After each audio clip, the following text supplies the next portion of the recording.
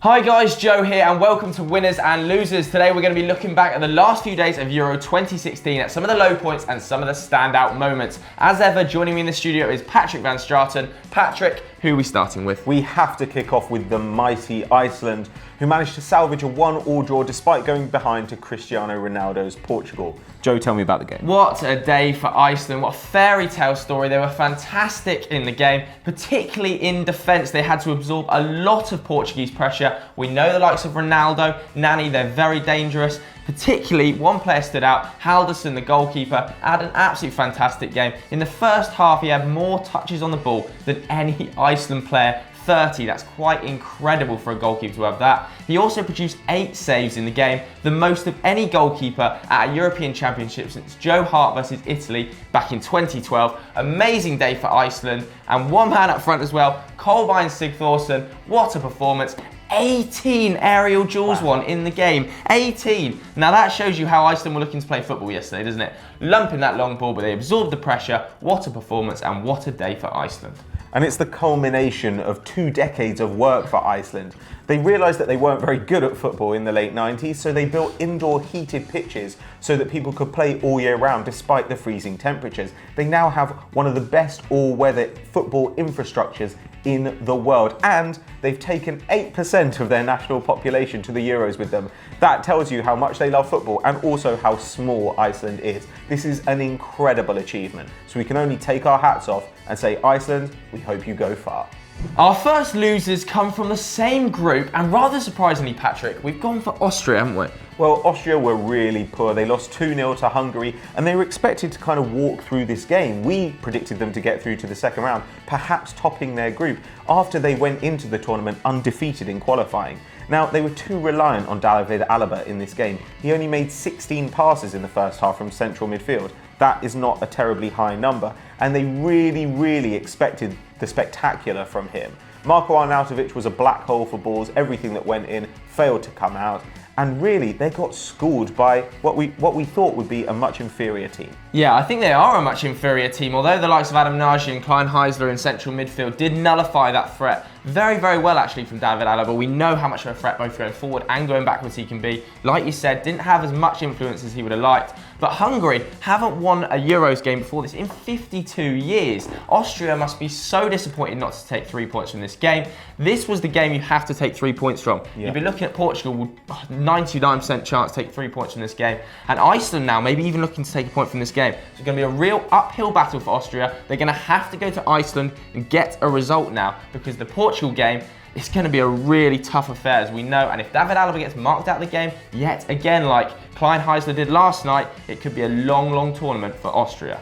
Our next winner of this round is Leonardo Bonucci. He had a fantastic game as Italy triumphed 2-0 over Belgium. Joe? Yeah, we were all expecting this to be one of the games of the round, weren't we? Especially with the talent that Belgium have got, particularly in forward areas. But the likes of Leonardo Bonucci, he completely marshalled Romelu Lukaku off the field. Lukaku did not have a sniff. Lukaku didn't win a single aerial duel, didn't create a single chance, didn't produce a single take on in the whole game. And that is mainly down to Leonardo Bonucci. He was absolutely leading that defence. We've seen his long ball ability, that pinger to Giaccherini. What an assist. Doesn't get much better than that. He was doing it all day, distributing from the back alongside his Juventus colleagues, and overall, Italy, what a fantastic performance. Well, because of Italy's deficiencies, Antonio Conte did a really clever thing and relied on club relationships. And that Juventus back four, including Buffon, has been absolutely unbelievable this season. They only conceded 20 goals in league games. And this was a team that was absolutely full of experience. Sometimes experience can be a little bit overrated on its influence, but this time, all those relationships created a really tight unit. The average age of this Italy side was 31 years and 169 days. So that's the oldest in the history of the European Championships. But now, Italy have more clean sheets than any other team in the history of the competition, with 17. That's absolutely incredible, and they've got one man to thank for it, and it's Leonardo Bonucci. Our next loser comes from the same game, and rather surprisingly, it's actually Mark Wilmots, the Belgian manager, Patrick. Well, Wilmots is a horrible coach. He makes Tim Sherwood look like Arrigo Sacchi, and he had a dreadful game in this match. He let the midfield push up really high. There was no connection between the defence and the midfield, and yet somehow Lukaku still seemed to have absolutely no support. We talked previously in our preview about the way that the defence was constructed with kind of centre-backs deputising at full-back and no real cohesion. And we saw this in this game. Germany also play 4 centre-backs at the back, and what they do is they make the most of set pieces as a result. You've got 4 huge guys who can go up there and be a threat, but there were a couple of points in this game where Eden Hazard and De Bruyne took short free kicks rather than just get the ball in the box. What is the point of having those huge guys on the pitch if you can't make the most of them? It's absolutely moronic. Wilmot, you're a moron. Belgium should fire you into the centre of the sun. Yeah, I think you can tell that Patrick isn't the biggest Wilmots fan. He didn't have his best day, and what I think he's really struggling with is he's struggling to make a team out of a lot of individual brilliance. Yeah. There's some fantastic individuals in that team. We saw it at World Cup 2014. Everybody was saying, look, this team's full of young individuals. Well, they're now matured, they're better players, and yet they look worse than they did at World Cup 2014. He's really got to find a way of getting them to gel. The likes of Eden Hazard, Kevin De Bruyne stuck out on that right flank. He didn't seem comfortable out there. Lukaku didn't have his best game, as I previously mentioned, and it's now 8 games in a row that they haven't kept a clean sheet. That's a very ugly statistic if you're going to be playing 4 central defenders. So Mark Wilmots, you must improve, but what we want to know is he the right man for Belgium, or should they just sack him straight away, bring in someone else? Let us know what you think in the comments below. Our final winner from the first round of games is France midfielder Dimitri Payet. What a game he had as France beat Romania 2-1 in the tournament opener. Yeah, already France's hero. Really emotional performance. We saw at the final whistle the scenes of him crying after he'd scored his absolute blockbuster of a goal, also breaking down in tears. Fantastic performance, a real creator in this France team. People talk about Paul Pogba potentially being a creative option, but in terms of Dimitri Payet, he's a real creator. Pogba, more of a distributor for me, pretty much backed up by the fact that Payet created 8 key passes in the game. The rest of the France team combined only made 4. So when you talk about Pogba being a creator, he is very much a deeper player looking to distribute to the likes of Payet. However, with a goal like that, that is the type of player who will win you tournaments, not just games. In a big game, he can unlock with a bit of brilliance, like you saw there, 3 points instead of 1 because of Dimitri Payet. Well, he's the only player so far at Euro 2016 with a goal and an assist, and he does give France different options in attack. They can play a 4-3-3, they could also switch to a 4-2-3-1. They can do different things because of Payet's versatility, and he's partially a factor as well in Olivier Giroud's current prolific form.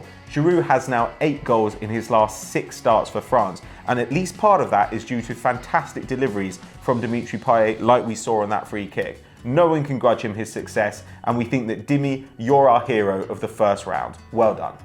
Our final losers so far is a bit of a controversial one, and it's actually Euro 2016's organisers, Pat. Well, we knew that there are security concerns going into the tournament, and so far we can be really grateful that there haven't been any major incidents. We assume that the services are doing a really good job there, but the problem is there hasn't been enough of a police presence at some of the games or in some of the host cities, and it's caused quite a lot of problems between different groups of fans. Yeah, in particular, everybody at home, I'm sure, will have seen the shocking scenes in Marseille where England and Russian fans clashed. Obviously, we talk about police presence outside the stadium. It also happened inside the stadium, didn't it, where the Russian fans charged the England fans. I heard reports that there were 6 stewards separating a segregated section. Quite how that's allowed to happen at a major tournament boggles the mind. In particular, we also saw a flare gun being fired from the Russian fans into the English family stand. Now, for me, that's a real concern. In a tournament where terrorism is going to be a serious threat and there's been a lot of hype about ISIS and potential terrorist targets, how is a Russian fan allowed to sneak a firework into a game? There was also smoke grenades being brought into the stadium. For me, that's a real shocking scene, and Euro 2016 and the organising committee have really let themselves down in terms of stewarding and policing around the games. But let's not take away from the tournament. It's been a fantastic first round, and there's been a lot of harmony between most supporters. We saw it with the Republic of Ireland and Sweden, and we shouldn't let a few dickheads define the tournament. It should instead be a celebration of football and a celebration of being a fan. So those were our winners and losers from the tournament so far, but who are yours? Let us know in the comments below. And if you enjoyed this video, don't forget to check out our most iconic Euro moments playing on screen right now. And as always, guys, please do like and subscribe. Catch you next time.